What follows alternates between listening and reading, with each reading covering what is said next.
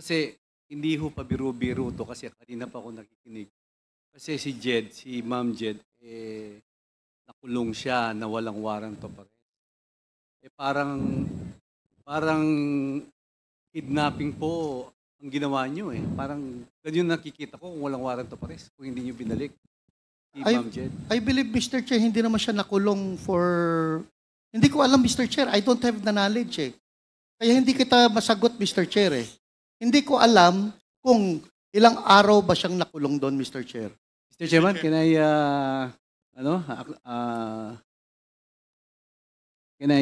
Yes, Congressman Ako, with the indulgence of SDS Gonzales. Gerald Wilkin, si Madam Jed Lapid, may dalawang beses na kinuha ng PDEA, if I remember it right. One, when you went to the apartment, kinuha siya. And in January 4, 2005, pinuntahan ulit siya, kinuha ninyo siya. And after that, hindi na siya nakalabas.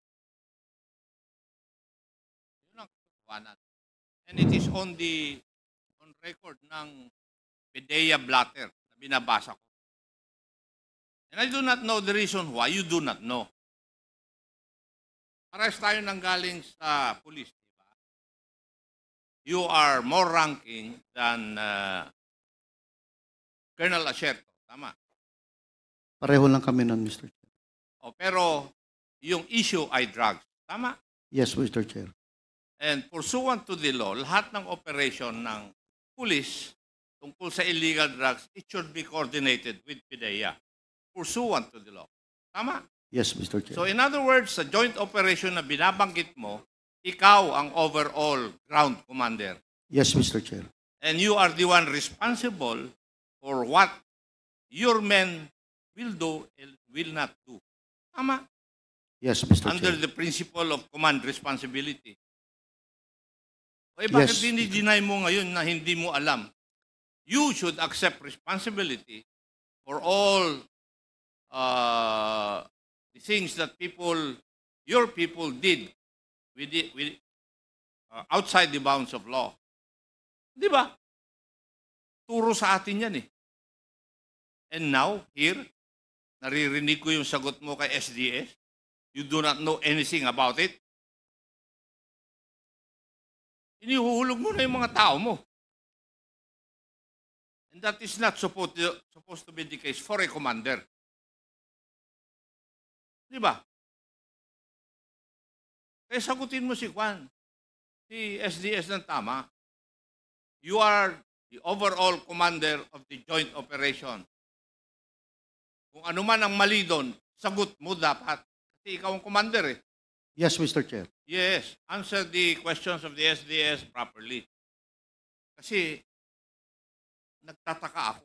Parehas tayo ng pinanggalingan. Pero hindi ganyan yung pagkaturo sa akin. Thank you, Mr. Chair. Thank you, Congressman Akop.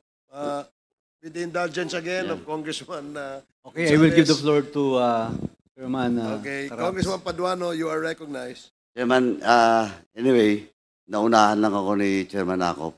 Kasi, General Wilkins, eto, last warning ko sa iyo sa nangyari, you're lying. Gusto mo i-cite ko na? Paano pa yung mukha mo eh? You're not respecting this committee. And I warn you, this will be the last. Kanina nang tinatanong kita, akala mo hindi kita babalikan? Now you admit that it's all about your command responsibility.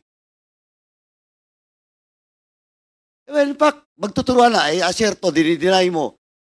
Of course, your words against the words of Asherto. Now, eto si Jed. Did you really interrogate personally, Jed Hilapel? Yun nga, Mr. Chair, hindi ko kasi maalala na nakinausap ko siya. Basta ang alam ko, Nasa opisina siya, Mr. Chair. Ayun And yung I problema. don't lie, Mr. Chair. You're not lying, you lie! Just a few minutes ago. Sa harap ko. Sinabi mo na delegated, that authority was delegated to your personnel. Yes, Nung Mr. Chair. Nung tinanong ka ni Chairman Acop, inamin mo. Question of command responsibility. Are you not lying? No, Mr. Chair. Also, Mr. Chairman, with that, I move to cite in contempt General Wilkins. Pasensyahan po tayo dito. In violation of Section C, Section 11, letter C, of our rules. So move, Mr. Chairman. Pinagbigyan na nga kita. Yun pa ang sagot mo? There is a motion to cite in contempt General Wilkins Villanueva for violating Section 11, paragraph C, refusal to answer relevant questions from the committee. This was duly seconded. And do I hear any objection? Hearing none, the motion is approved. Mr. Chairman, can I move for 1 minute? Suspension. 1 minute suspension. But before that, our senior deputy speaker has signified his intention to make a manifestation. So at this point, I'd like to recognize Senior Deputy Speaker Gonzales for his manifestation. Thank you, Mr. Chairman, because the question emanates from my part, because I'm asking DG Wilkins about the warrant of arrest, and he did not answer. And I I give the floor to Congressman Acop, and then followed by Congressman Aduano.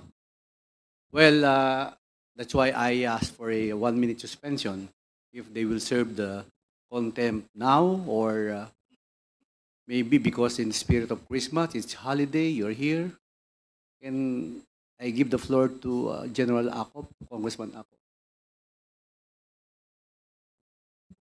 Congressman Ako, what is the pleasure of Congressman Ako?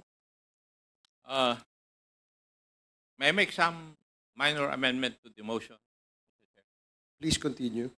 Since we have ruled that General Wilkins Villanueva to be cited in contempt, may I move that the serving of the penalty of contempt will be served when we come back after the holiday seasons in January.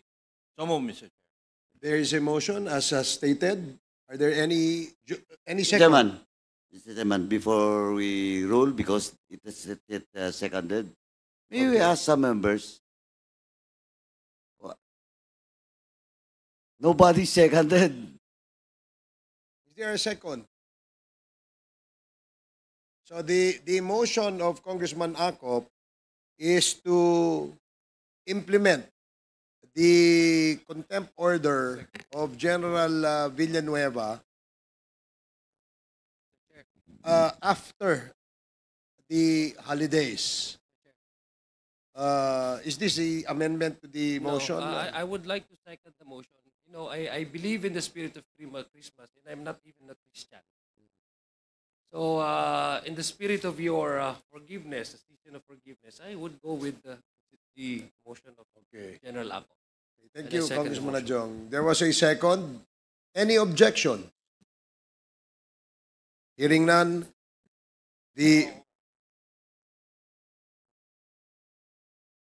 hearing no objections, the motion is carried.